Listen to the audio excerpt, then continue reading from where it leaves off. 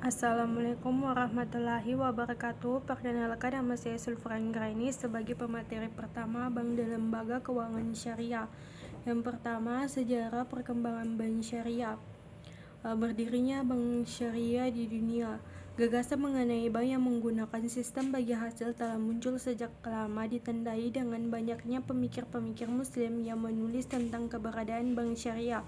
Sejarah perkembangan Bank Syariah modern tercatat di Pakistan dan Malaysia sekitar tahun 1940, yaitu upaya pengelolaan dana jamaah haji secara non-konvensional.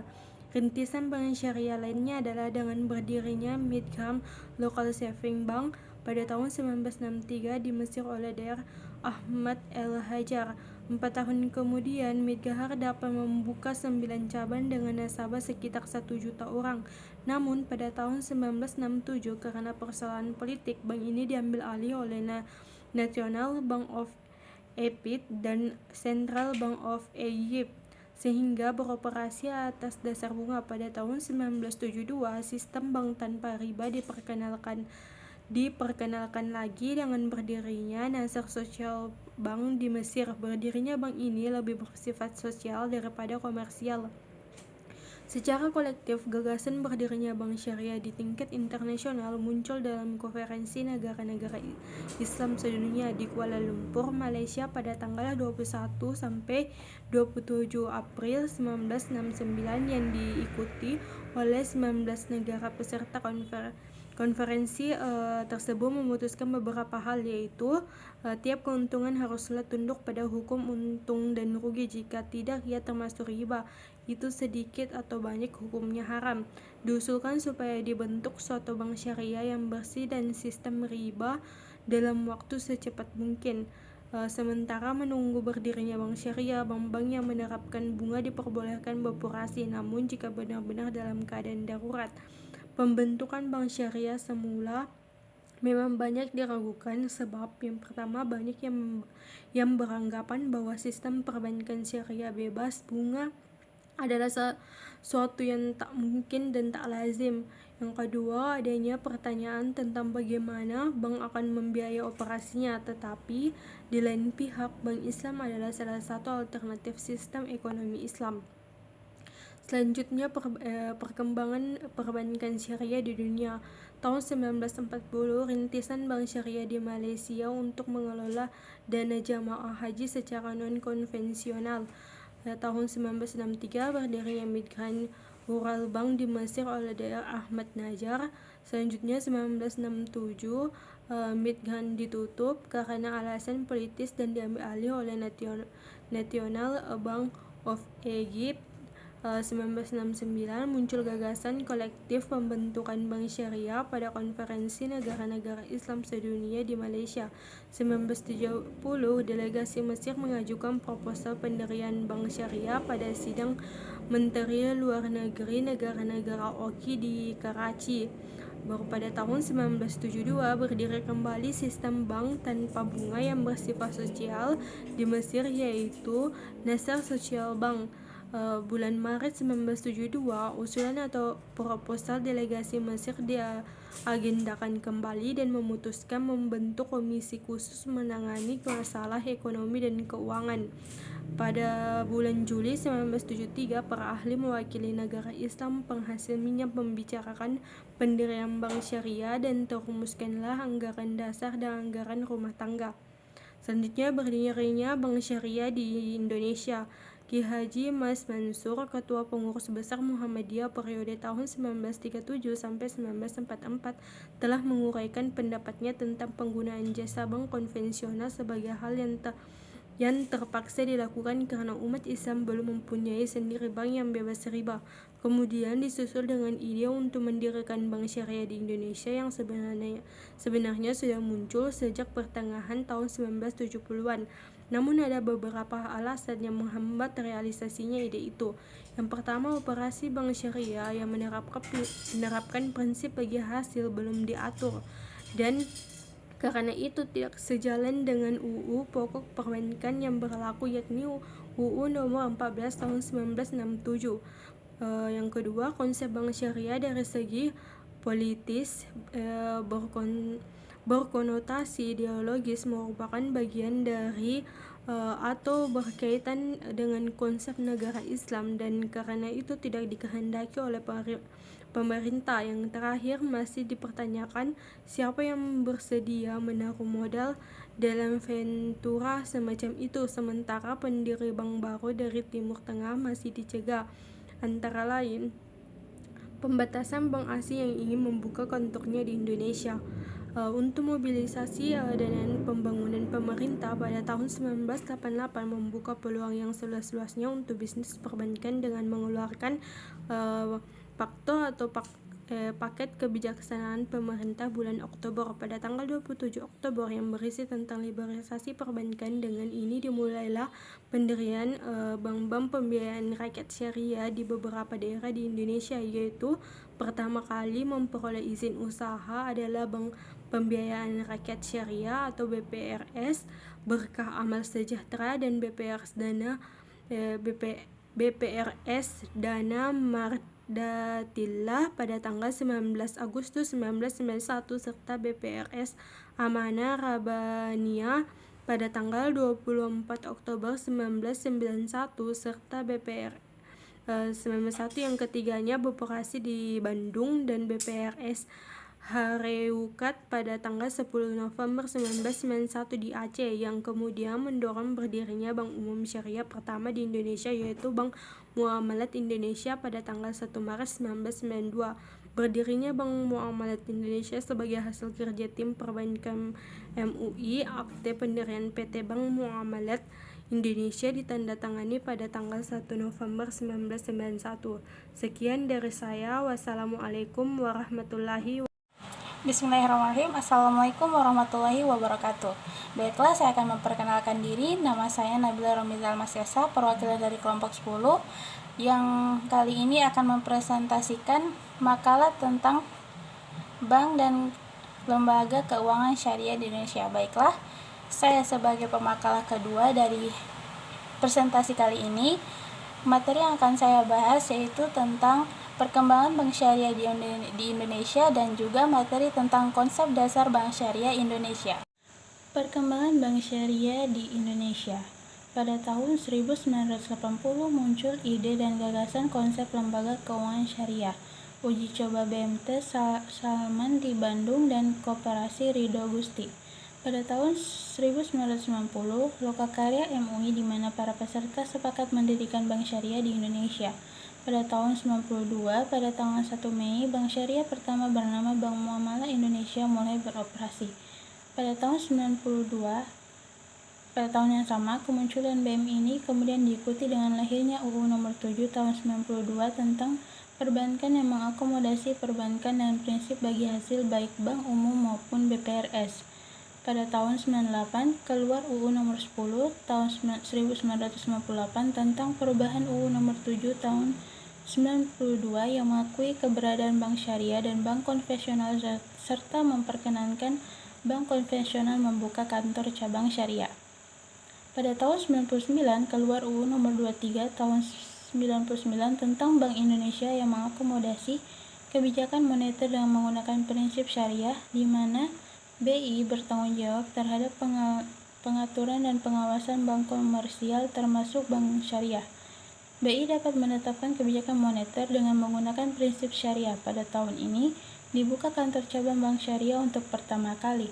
Pada tahun 2000, BI mengeluarkan regulasi operasional dan kelembagaan bank syariah, di mana BI menetapkan peraturan kelembagaan perbankan syariah, pengembangan pasar uang antara bank syariah, dan sertifikat Wadiyah Bank Indonesia sebagai instrumen pasar uang syariah.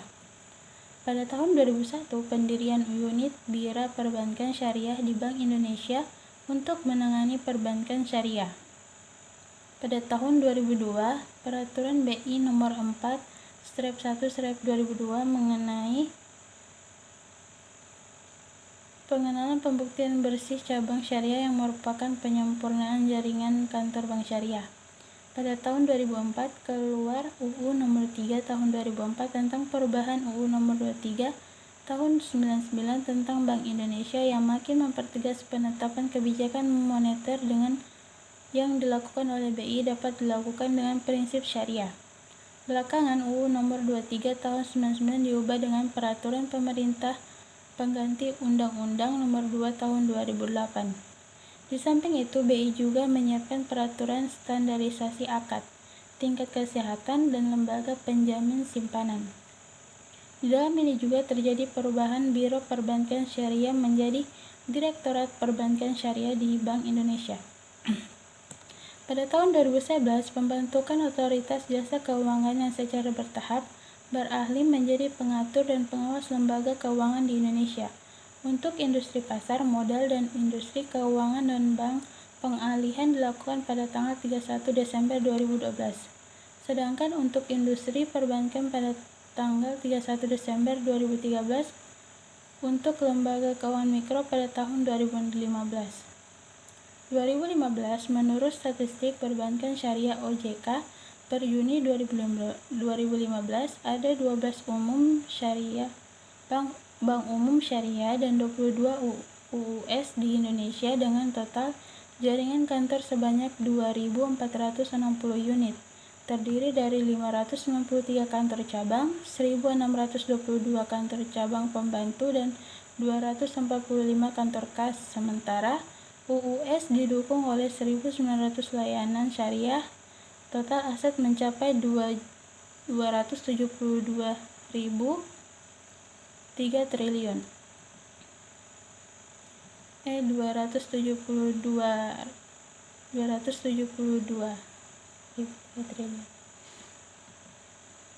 Yang kedua, konsep dan prinsip dasar bank syariah. Konsep operasional bank syariah. Kerangka kegiatan muamalah secara garis besar dapat dibagi menjadi 3 bagian besar, yaitu politik, sosial, dan ekonomi. Dari ekonomi dapat diambil 3 turunan lain, yaitu konsumsi, simpanan, dan investasi. Seperti telah dikemukakan sebelumnya, bank syariah merupakan bank dengan prinsip bagi hasil yang merupakan landasan utama dalam segala operasinya, baik dalam penghimpunan maupun dalam penyaluran dana. Dana yang telah dihimpun melalui prinsip wadi ahiyat, damanah, mudharabah mutlak, ijarah, dan lain-lain. Serta setoran modal dimasukkan ke dalam pooling fund. Sumber dana paling dominan berasal dari prinsip mudharabah mutlak yang biasanya mencapai lebih dari 60% dan berbentuk tabungan, deposito, atau obligasi.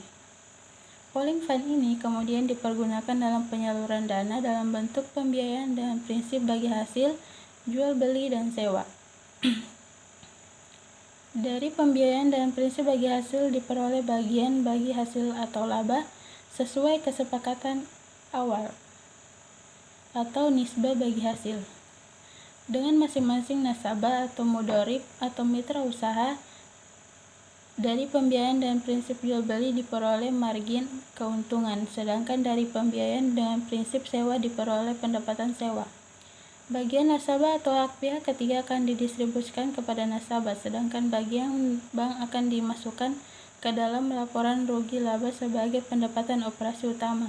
Sementara itu, pendapatan lain seperti dari mudharabah muqayyadah atau investasi terikat dan jasa keuangan dimasukkan ke dalam laporan rugi laba sebagai pendapatan operasi lainnya. Baik, saya akan melanjutkan materi terakhir, yaitu prinsip dasar operasional Bank Islam. Dalam menjalankan operasinya, fungsi utama Bank Islam akan terdiri dari sebagai penerima amanah untuk melakukan investasi atas dana-dana yang dipercayakan oleh pemegang rekening investasi atau deposan atas dasar prinsip bagi hasil sesuai dengan kebijakan investasi bank. Yang kedua, sebagai pengelola investasi atas dana yang dimiliki oleh pemilik dana atau sahibul mal. Yang ketiga, sesuai dengan arahan investasi yang dikehendaki oleh pemilik dana.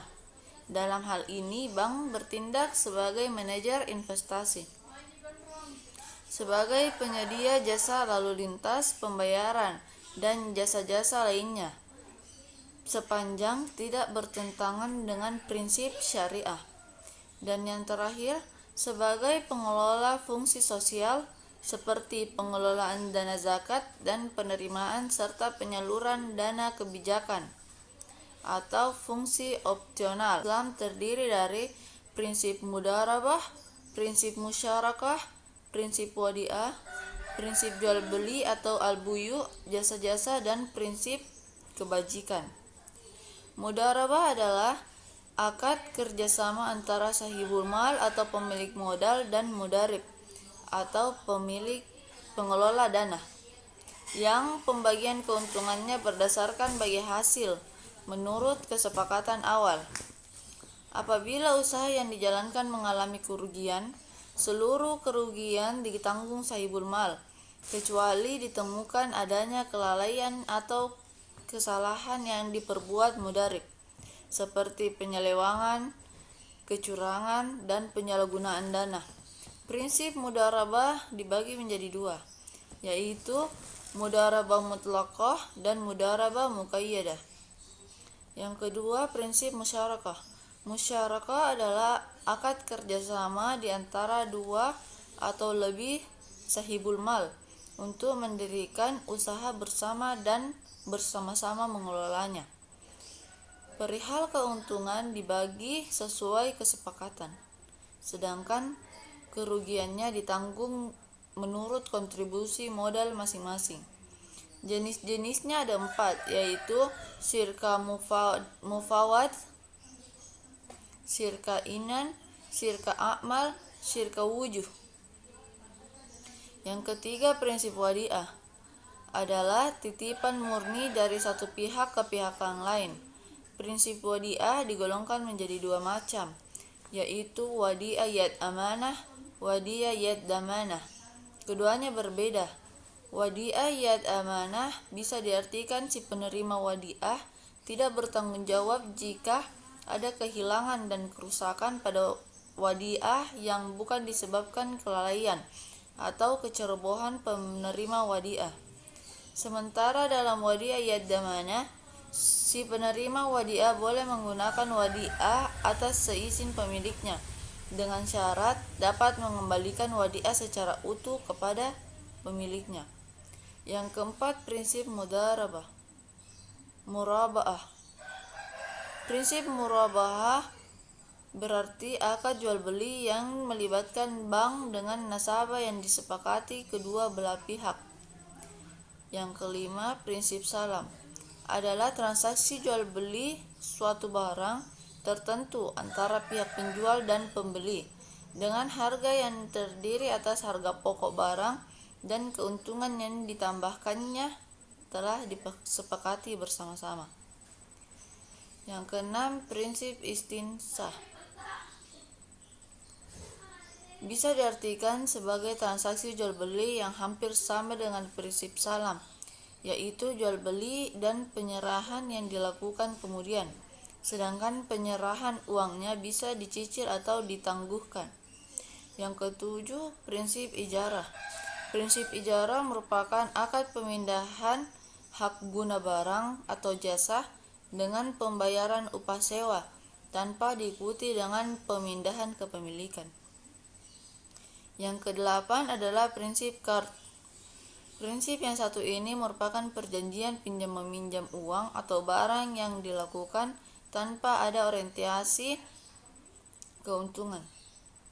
Namun pihak bank sebagai pemberi pinjaman boleh meminta ganti biaya yang diperlukan dalam kontrak qard. Yang kesembilan adalah prinsip hawalah atau hiwalah. Prinsip hawalah diartikan sebagai pengalihan utang dari orang yang berutang kepada orang lain yang wajib menanggungnya. Dan yang terakhir adalah prinsip wakalah. Prinsip wakalah timbul karena salah satu pihak pemberi suatu objek perikatan yang berbentuk jasa atau dapat juga disebut sebagai peminjamkan dirinya untuk melakukan sesuatu atas nama diri pihak lain. Perbedaan bank syariah dan bank konvensional. Bank konvensional merupakan bank yang menjalankan kegiatan usahanya dengan menerapkan metode bunga yang sudah ada terlebih dahulu dan sudah menjadi kebiasaan bank-bank pada masa lalu dalam meraih keuntungan dari aktivitas bisnisnya. Dalam hal ini, masyarakat di Indonesia sudah cukup terbiasa dengan pembiayaan metode bunga. Sedangkan bank syariah adalah lembaga yang berfungsi untuk menginvestasikan dana masyarakat sesuai dengan anjuran Islam dengan efektif, produktif, dan untuk kepentingan umat Islam. Tujuan utama dari bank syariah yaitu menyatukan umat Islam, mengembalikan kekuatan, peran, dan kedudukan Islam di muka bumi ini bisa tercapai. Bank konvensional dan bank syariah memiliki beberapa persamaan, terutama dalam sisi teknis penerimaan uang, mekanisme transfer, teknologi komputer yang digunakan, syarat-syarat umum memperoleh pembiayaan seperti KTP, NPWP, proposal, laporan keuangan, dan sebagainya. Baik, itulah materi dari saya kembalikan kepada moderator.